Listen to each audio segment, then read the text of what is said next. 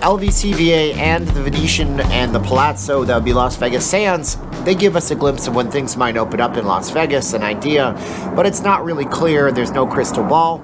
We have a website saying it's cheaper to rent your house than it is to buy your house in Vegas, but I don't think those numbers make any sense, which I'll explain in a minute. And the antibody tests at 2 local hospitals being done, which you go, wow, we're going to finally know about antibodies and immunity in people in Vegas, but then you realize it's something completely different. That's still kind of cool. And there's something normal to do in North Las Vegas. It's about time we get back to some kind of normalcy in life here, but it's not normal in the way it used to be.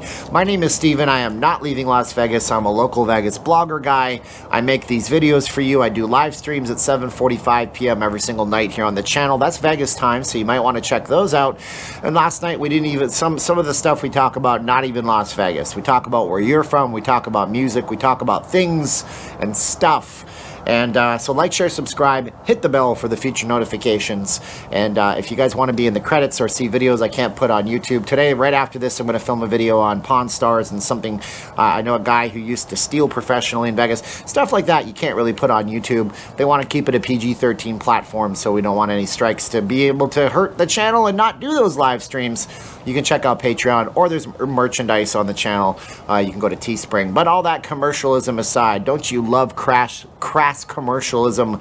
Let's talk about that news right now. So, as we mentioned, the Las Vegas Convention Visitors Authority and the Venetian Palazzo, whatever, the Sands Corporation gave us an idea of when things are going to open. But first of all, rents are now apparently a better deal in Las Vegas, according to a website called Smart Asset, because they want your assets to be intelligent. It costs less to rent than it does to buy in Vegas.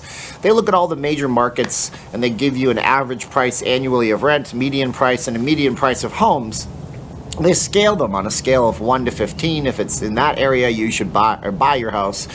If it's 16 to 20, you should rent your house. Vegas comes out 22 out of that scale, but there's a problem with the numbers. See, about 6 or 7 years ago, but it might have been a couple of weeks back, because time has no relevancy. Do you find time has no relevancy? It's weird, isn't it? It's what happened a week ago or 2 weeks ago seems like it was months and months or years ago. Comment below if that's the way you feel.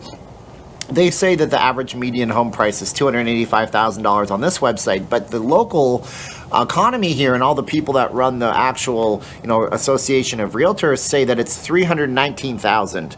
So do you trust this information? I don't know. I'm not saying they're wrong. I'm sure that they're selling some kind of financial products, so I can't see all the metrics.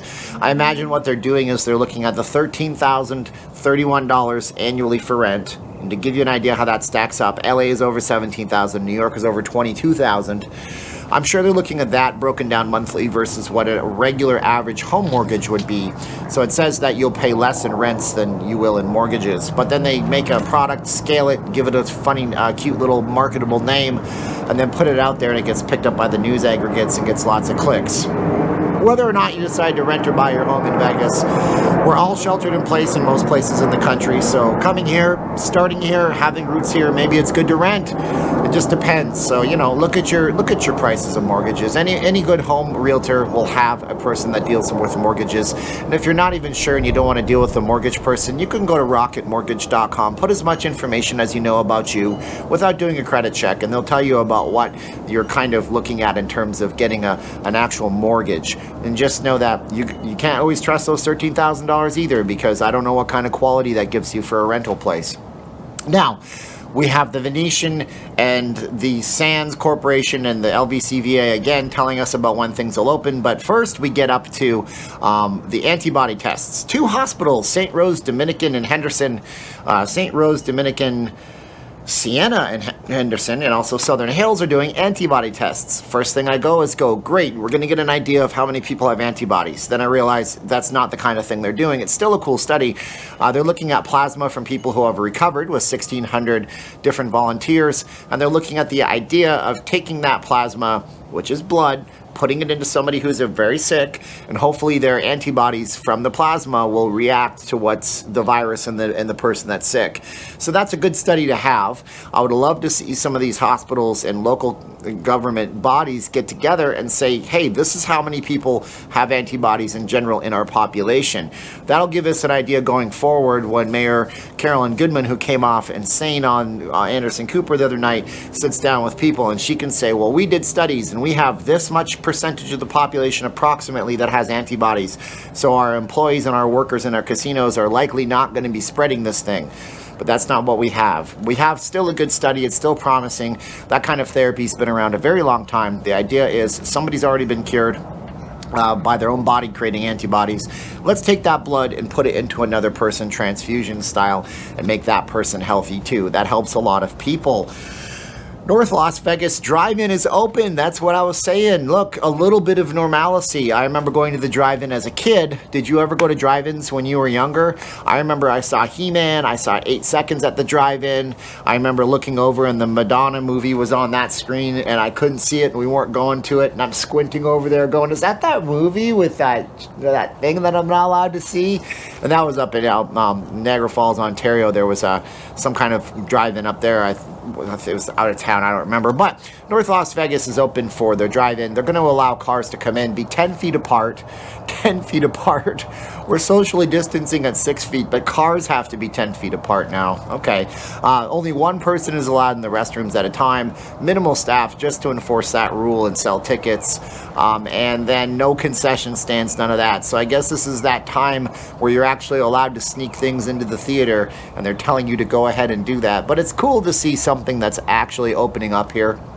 You know, people need to get some things going on. Now, you're going to go to the drive-in. It's going to be hot. It was 90 degrees for the first day yesterday here in town. And you're going to be running your AC the entire time. So if you don't like the idea of running your car for 2 hours continuously, it's hot at night when you come to Vegas. But at least you get to go and do a movie somewhere. And you don't have to watch the same old Netflix top 10 list. And you can see some first-run movies, I guess. Now, this is what I was talking about. We have the Las Vegas Convention and Visitors Authority. We have them apparently saying when they think they can open, and we have another idea of the short term with the Venetian and the Palazzo, the Las Vegas Sands Corporation. So, first of all, the LVCVA says, because they deal with all the conventions, they say somewhere in the area of 9 to 12 months is when the conventions will come back and we'll have a gradual recovery. 9 to 12 months. Oh, we're talking what, December, January of next year? Oh, man, they say that the key points and the key factors here are going to be making people feel safe when they do come back to Las Vegas. They're predicting a 50% capacity when anything does reopen, with, getting half the people that used to be in a restaurant or a casino floor and limiting it, like having people at the doors like they do at the big box retailers right now and counting people, I suppose, which means limited access to these properties. Only one door over here, one door over there is open, so entrance and exit and entrance doors, and making sure there's tape X's all over the floor so people are distanced. But they said the main thing is we have to put forth the idea of cleanliness, the idea of things being better than they were, of the properties making people feel very, very comfortable. And that sucks. They say, when they do reopen in terms of businesses, people might do businesses in shifts, so you might not have a keynote with 5,000 people. You might have 5 keynotes with 1,000 people, or, people that are here for seminars, people who are coming here for courses. They might have to do a little bit more work to complete what they're doing, but they are willing to open it back up to the world when they work with local governments, make sure everything is good, have data from the health department, which we don't really have very well out here. So hopefully things will get better on that aspect, because everybody's pounding home the exact same message I've been saying on this channel for a while, which is we need better information coming from our local governments and our hospitals so we can have an idea where we're coming from, because with bad data you get bad results, and with good data you get better results. Not always good results, but you get a better result. Garbage in, garbage out. It's an old computer term. You put garbage into the computer program, you get garbage out. Now the Venetian and the Palazzo, this is Las Vegas Sands Corporation. The heroes of the Strip, the harbingers of doing good things for their people. You have MGM over here saying we gave a bunch of money to our people, but you have the Venetian and Sands Corporation and Sheldon Adelson basically paying people full-time to stay home.